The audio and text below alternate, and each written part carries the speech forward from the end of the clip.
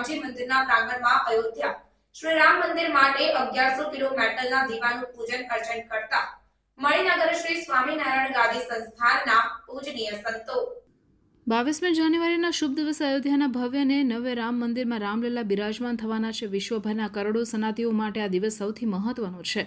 શ્રી રામ ભગવાનના પ્રાણ પ્રતિષ્ઠા મહોત્સવમાં પ્રત્યક્ષ કે પરોક્ષ રીતે સહભાગી થવા માટે અનેક લોકો આગળ આવી રહ્યા છે.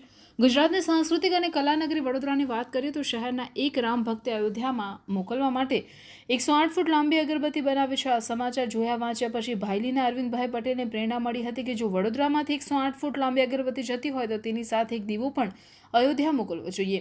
પોતાના વિચારને વાસ્તવિક સ્વરૂપ આપવા અરવિંદભાઈ મંગળભાઈ પટેલે વડોદરા જીઆરડીસીના કારખાનામાં વિશાળ દીવો બનાવવાની કામગીરી શરૂ કરાવી હતી.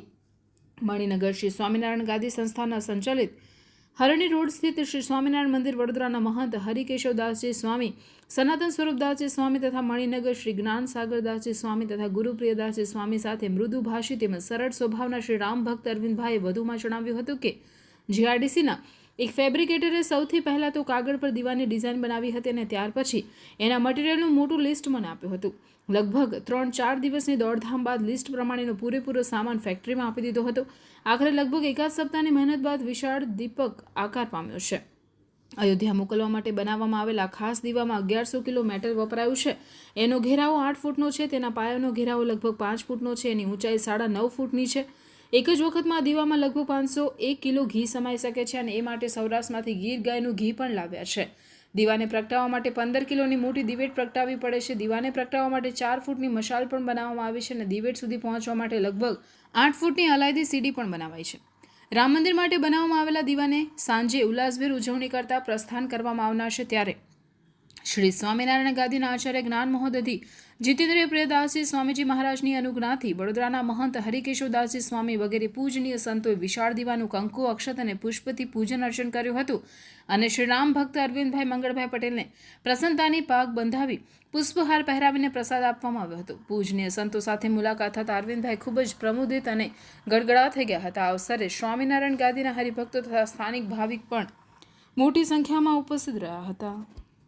ગુજરાતની કલાનગરી, સાંસ્કૃતિક નગરી એવા વડોદરા શહેરની અંદર આજે મણિનગર શ્રી સ્વામિનારાયણ ગાદી સંસ્થાનના શ્રી સ્વામિનારાયણ મંદિર વડોદરાથી પૂજનીય મહંત શ્રી હરિકેશવદાસજી સ્વામી, સનાતન સ્વરૂપદાસજી સ્વામી, જ્ઞાન સાગરદાસજી સ્વામી વગેરે પૂજનીય સંતો અહીંયા પધાર્યા છે.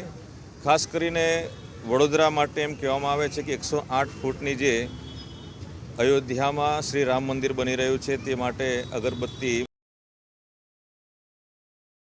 મંગળભાઈ પટેલ એમને આવો વિચાર સૂઝ્યો અને આવી વિશાળ એ દીપ એટલે કે દીવો બનાવ્યો છે. લગભગ 9.25 ફૂટ ઊંચાઈ અને 8 ફૂટ એની પહોળાઈ છે. આવો વિશાળ દીવો એમણે બનાવ્યો અને જેના દર્શન માટે અનેક દર્શનાર્થીઓ અહીંયા ઉમટ્યા છે. અને આજે મણિનગર શ્રી સ્વામિનારાયણ ગાદી સંસ્થાનના આચાર્ય જીતેન્દ્રિય પ્રિયદાસજી સ્વામીજી મહારાજ એમની અનુજ્ઞાથી આજના પાવન દિવસે આજે સ્વામિનારાયણ મહામંત્રની પણ જયંતિ છે અને સાથે સાથે સફલા એકાદશી છે. તો આ પાવન દિવસે પૂજનીય સંતો છેક મણિનગર અને વડોદરાથી અહીં પધારી અને દીપનું પૂજન અર્ચન કર્યું અને અરવિંદભાઈનો આ જે સુઝાવ છે બહુ પ્રશંસનીય છે અને આવકારદાયક છે અને અમે પણ એ પૂજન અર્ચન કરી અમને પણ ખૂબ ખૂબ એ આનંદ થયો છે. હેજી સાધુ ગુરુ પ્રિયદાસ, ગુરુ શ્રી મુક્ત જીવનદાસજી સ્વામી બાપા. અયોધ્યા માટે જે અમે દીવો કર્યો છે 9.25 ફૂટ ઊંચાઈ છે, એની પહોળાઈ છે 8 ફૂટ. એ દીવાના દર્શન માટે મારું નસીબ એકદમ ખૂબ જ સારું કહેવાય કે મણિનગર સ્વામિનારાયણ મંદિરને વડોદરા સ્વામિનારાયણ મંદિરથી સંતો પધારી અને આ દીવાનું જે પૂજા વિધિ કરી એ બદલ એમનો ખૂબ ખૂબ આભારી છું. જય સ્વામિનારાયણ. સમાચારોની અવનવી અપડેટ્સ માટે જોતા રહો સેક્યુલર ગુજરાત ન્યૂઝ. સાથે સેક્યુલર ગુજરાત ન્યૂઝ ચેનલને લાઇક, શેર અને સબસ્ક્રાઇબ કરો અને બેલ આઇકોન દબાવીને સમાચારોની ઝડપી માહિતી મેળવો.